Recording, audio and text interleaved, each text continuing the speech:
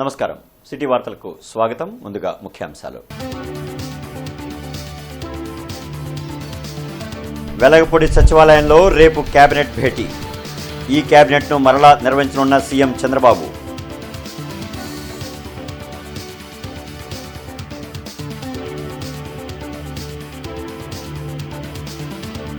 BR స్టేడియంను అన్ని విధాలా అభివృద్ధి చేస్తాం. జాతీయ క్రీడా దినోత్సవంలో ఎమ్మెల్యే నసీర్ అహ్మద్ వెల్లడి.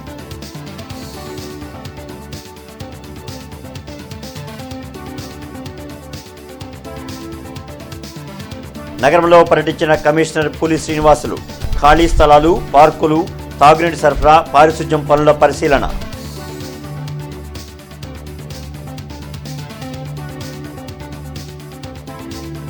ఏకీకృత పెన్షన్ ఉద్యోగులకు లాభదాయకం. కేంద్ర ప్రభుత్వం నిర్ణయం పట్ల హర్షం వ్యక్తం చేసిన డిఆర్ఎం రామకృష్ణ. వెలగపూడి సచివాలయంలో రేపు సీఎం చంద్రబాబు అధ్యక్షతన మంత్రివర్గ సమావేశం జరగనుంది.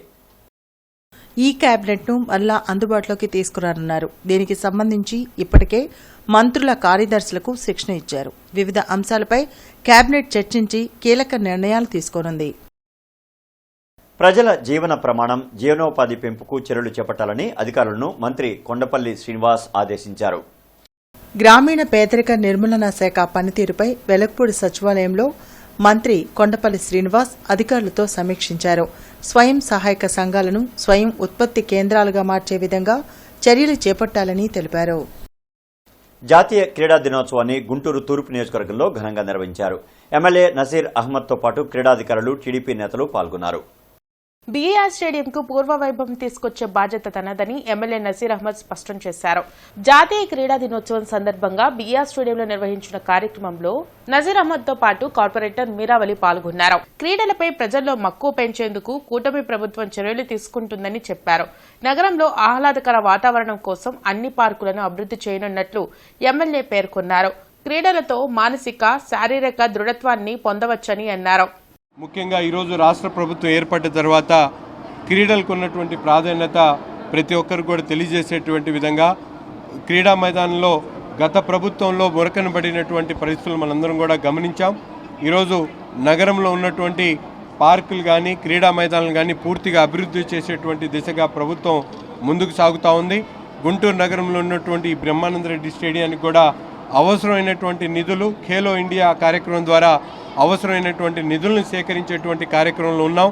డిపిఆర్ ద్వారా అవసరమైనటువంటి బ్యాడ్మింటన్ కోర్ట్ కానీ, జిమ్నాస్టిక్స్ కానీ, యోగా కానీ, అలాగే క్రికెట్ కానీ, అలాగే బాస్కెట్బాల్ కానీ అనేక ఈవెంట్స్ని ఈరోజు ప్లాన్ చేస్తూ అవన్నీ కూడా డెవలప్ చేసేటువంటి కార్యక్రమాన్ని కూడా తీసుకోబోతున్నాం అని చెప్పి తెలియజేస్తూ, కేంద్ర ప్రభుత్వం తీసుకొచ్చిన ఏకీకృత పెన్షన్ స్కీమ్ వల్ల కేంద్ర ప్రభుత్వ ఉద్యోగులకు కనీస పెన్షన్ భరోసా లభిస్తుందని Guntur railway division manager Ramakrishna తెలిపారు. పట్టాభిపురంలోని డిఆర్ఎం కార్యాలయంలో ఆయన మీడియాతో మాట్లాడారు. ఈ పెన్షన్ స్కీమ్ వల్ల వివిధ స్థాయిల్లోని ఉద్యోగులకు వారి వేతనంకు తగ్గట్టుగా కనీస పెన్షన్ అందుతుందని వివరించారు. For a minimum qualifying service of 25 years, this pay will be proportionate for a lesser service period up to a minimum of 10 years of service. So the qualifying minimum service is 10 years. Point number 2, issued family pension. This is declared at 60% of the pension of the employee immediately before his or her demise.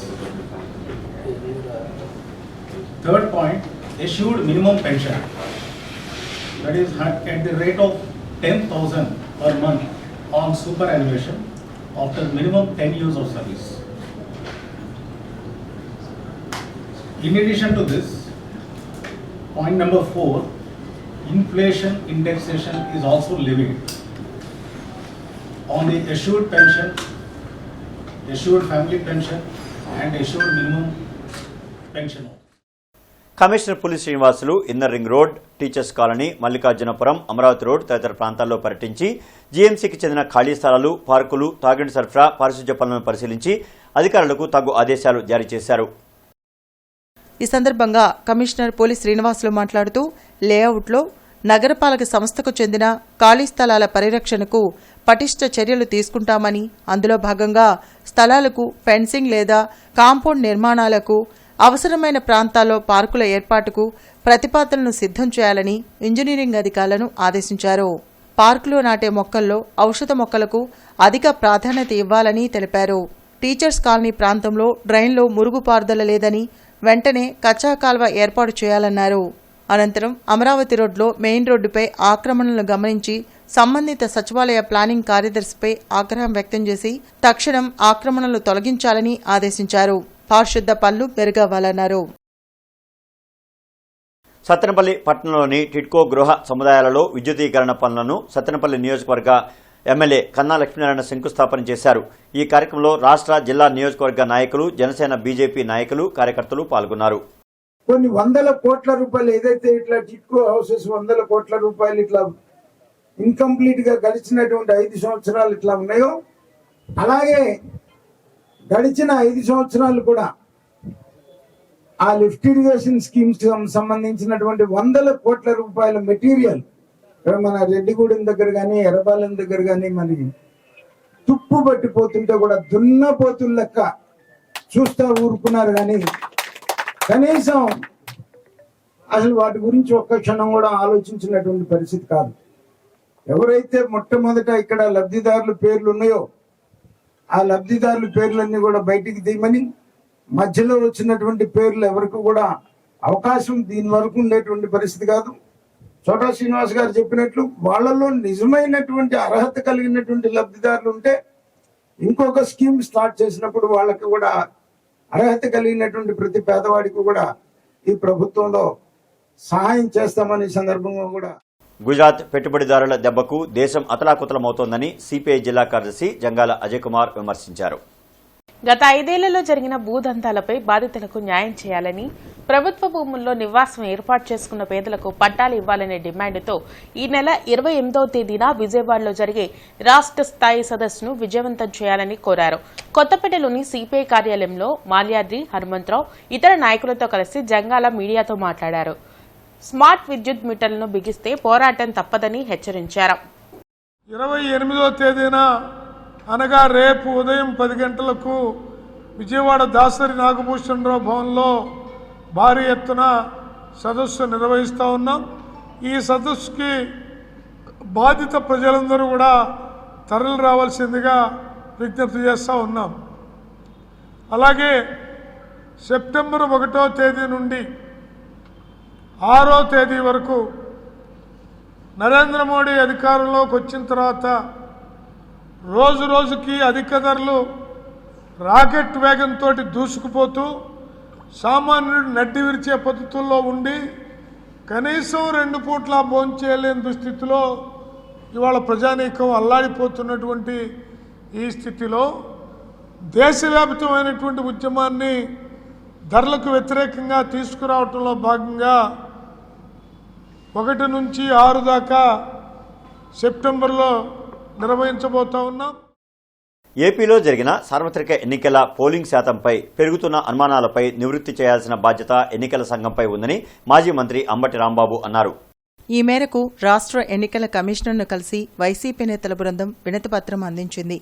ఒక్కో అభ్యర్థికి ఎంత శాతం ఓట్లు వచ్చాయి అనేది ఎన్నికల సంఘం ప్రకటించకపోవడంపై అనుమానాలు వ్యక్తమవుతున్నాయని అంబటి ఆరోపించారు. ఫామ్ 20 సమాచారాన్ని ఈసీ వెంటనే అప్లోడ్ చేయాలని డిమాండ్ చేశారు. ఎలక్షన్ జరిగి ఎన్ని రోజులు అవుతుందో చూడండి. ఈ రోజు వరకు కూడా ఏ నియోజకవర్గంలో ఎన్ని ఓట్లు పోలయ్యాయి, ఎంత కౌంటింగ్ జరిగింది, ఎవరు ఏ అభ్యర్థికి ఎంత వచ్చింది అనేది ఇంతవరకు కూడా ప్రకటించకపోవటం అనేది అసాధారణమైన చర్య. జేకేసీ కాలేజ్ సెంటర్ వద్ద ఉన్న జంక్షన్ ను ఈ రోజు నుంచి మూసివేస్తున్నట్లు వెస్ట్ ట్రాఫిక్ సిఐ శ్రీనివాసులు తెలిపారు.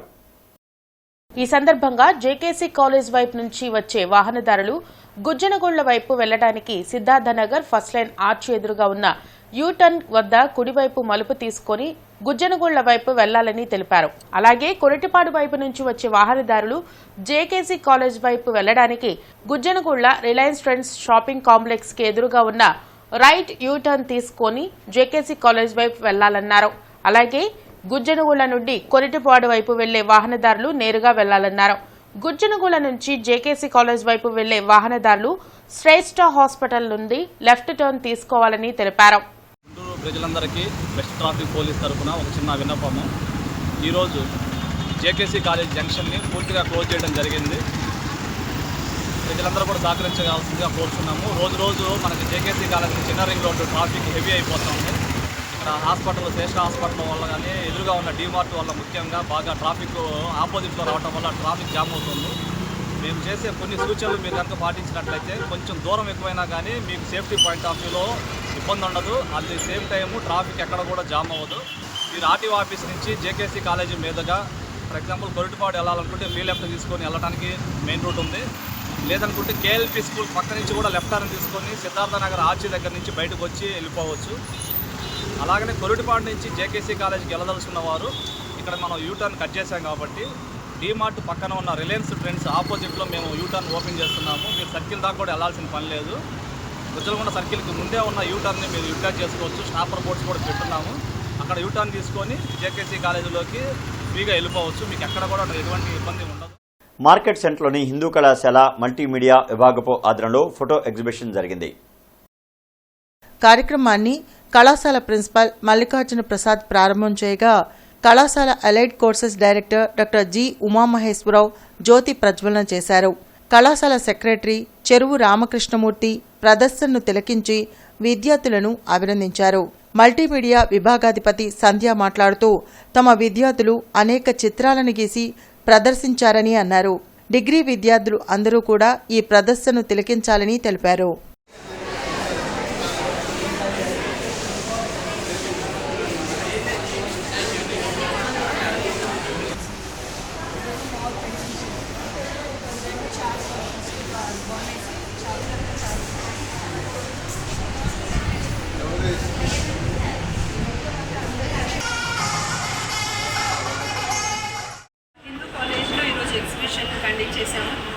Second year students first sem వాళ్ళు చాలా బాగా చేశారు. Water colours, acrylic, pencil shading, hand work చేశారు. చాలా డిఫరెంట్ మీడియంస్ వర్క్స్ చేశారు.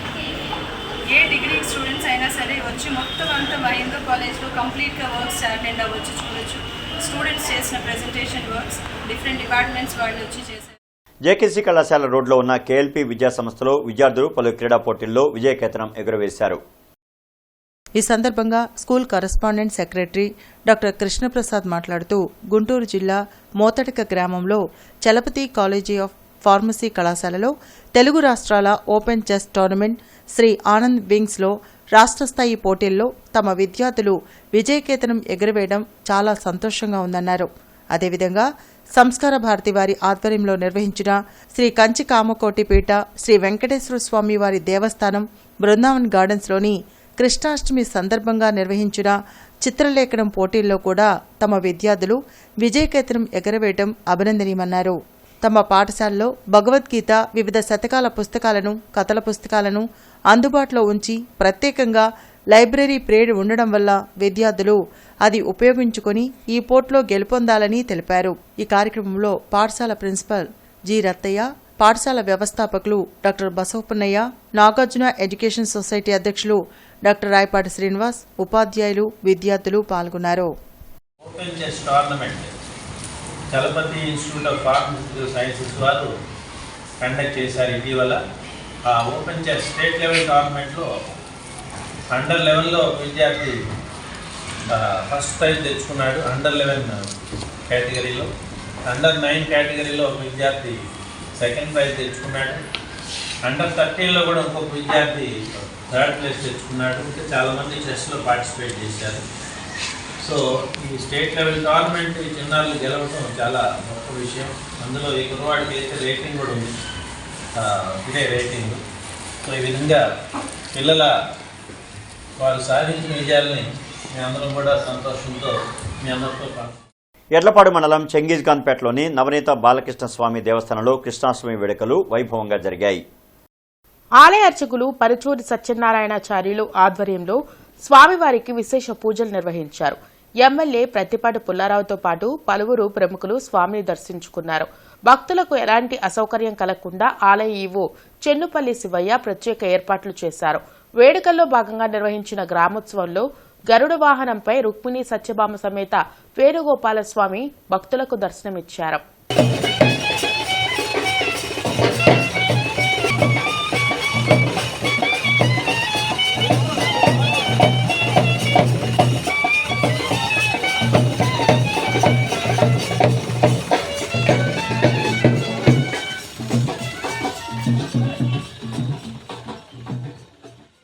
రైతాంగ పోరాటాలపై ఎంపీ కంగనా చేసిన వ్యాఖ్యలను తీవ్రంగా ఖండిస్తున్నట్లు ఆంధ్రప్రదేశ్ రైతు సంఘం ప్రధాన కార్యదర్శి ప్రసాద్ తెలిపారు.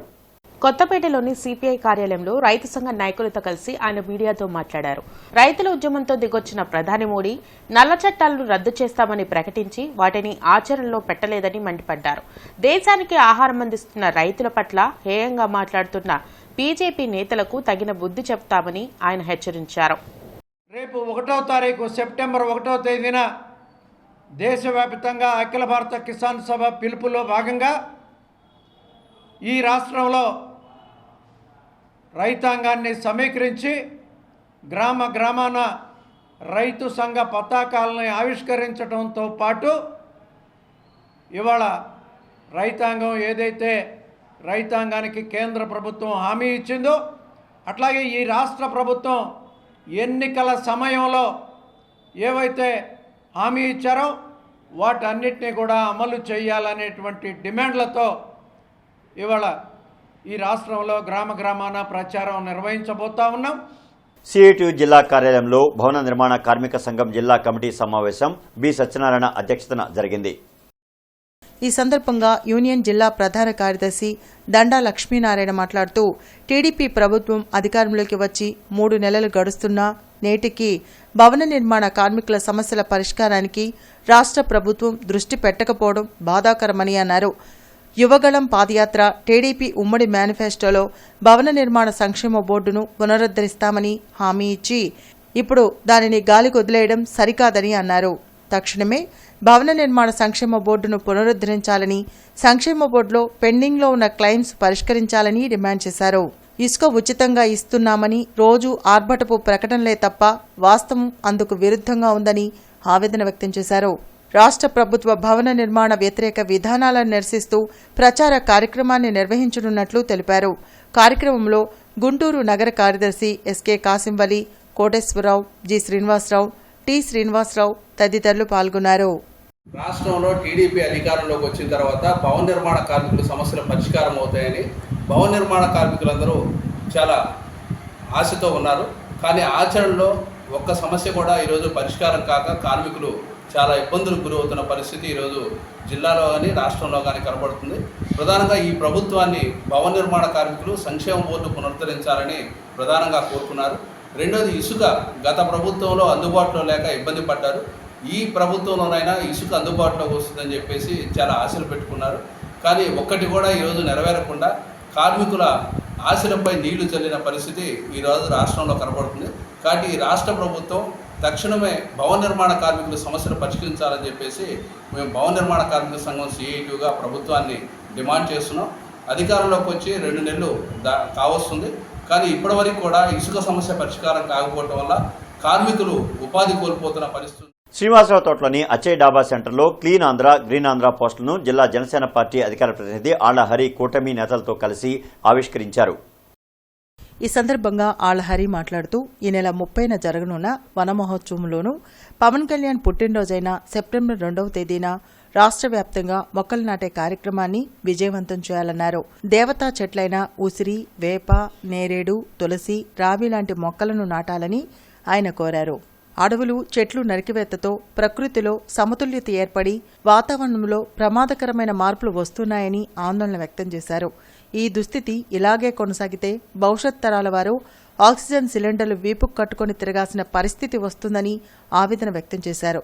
యువత తలుచుకుంటే సాధించలేనిది ఏమీ లేదని, యువత మొత్తం పచ్చని చెట్లు నాటి గ్రీన్ హీరోలుగా మారాలని ఆళ్లహరి అన్నారు.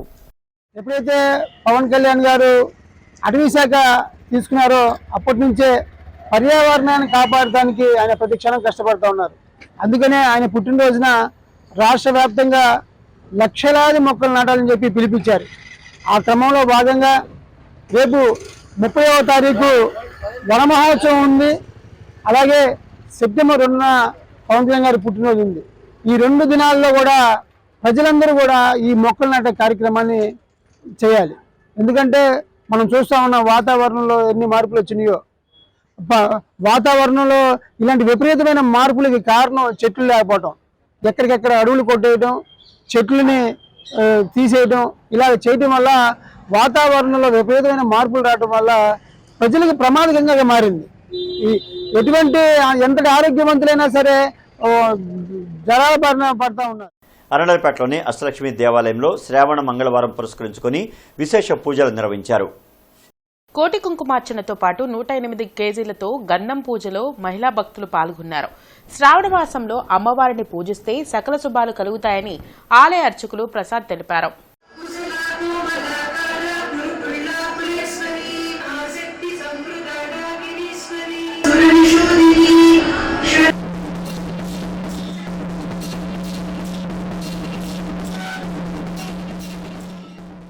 విశేషంగా 108 కేజీల గంధం పూజ కార్యక్రమం అమ్మవారికి జరుగుతుంది.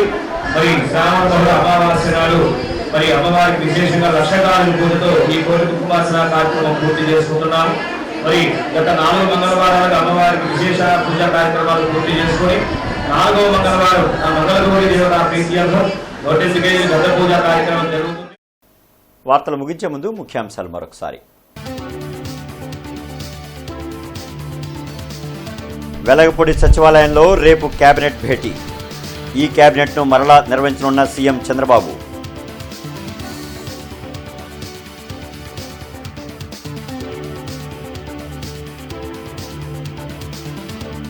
బీఆర్ స్టేడియంను అన్ని విధాలా అభివృద్ధి చేస్తాం. జాతీయ క్రీడా దినోత్సవంలో ఎమ్మెల్యే నసీర్ అహ్మద్ వెల్లడి.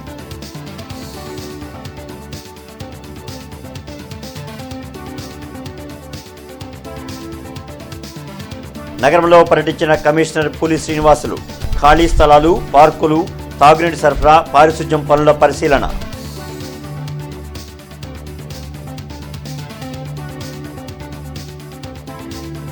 ఏకీకృత పెన్షన్ ఉద్యోగులకు లాభదాయకం.